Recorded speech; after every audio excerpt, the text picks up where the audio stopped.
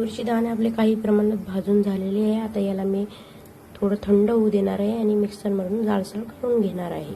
करण्यासाठी आपल्याला लागणार आहे हिरवी मिरचीचा मसाला. त्याकरता मी हिरवी मिरची भाजून घेणार आहे. छान प्रकारे आपली हिरवी मिरची भाजून झालेली आहे. त्यासोबतच लागणार आहे शेंगदाणे, म्हणून मी त्याला सुद्धा भाजून घेणार आहे.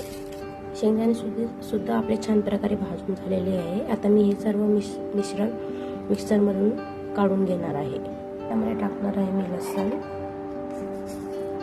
जिरे, हळद, कोथिंबीर आणि चवीनुसार मीठ.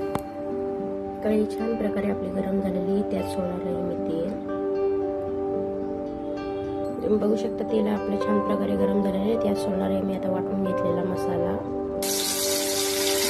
छान प्रकारे आपला हा मसाला तेलात झालेला आहे, त्यात सोडणार आहे मी आता पाणी. तुम्ही बघू शकता छान प्रकारे आपल्या मसाल्याला ही उकळी आलेली आहे, त्यात सोडणार आहे मी मिक्सरमधून वाटून घेतलेले तुरीचे दाणे. तुम्ही बघू शकता छान प्रकारे आपली ही भाजी तयार झालेली आहे. वरतून सोडणार आहे मी कोथिंबीर. ही भाजी तयार झाल्यानंतर तुम्ही तिला खाऊ शकता ज्वारीच्या भाकरीसोबत किंवा चपातीसोबत छान प्रकारे गरमागरम. धन्यवाद. चॅनलला सबस्क्राईब करा, लाईक करा. तुम्ही बघू शकता छान प्रकारे आपली ही भाजी तयार झालेली आहे. याला तुम्ही बाजरीच्या भाकरीसोबत किंवा चपातीसोबत खाऊ शकता किंवा ज्वारीच्या भाकरीसोबत सुद्धा खाऊ शकता.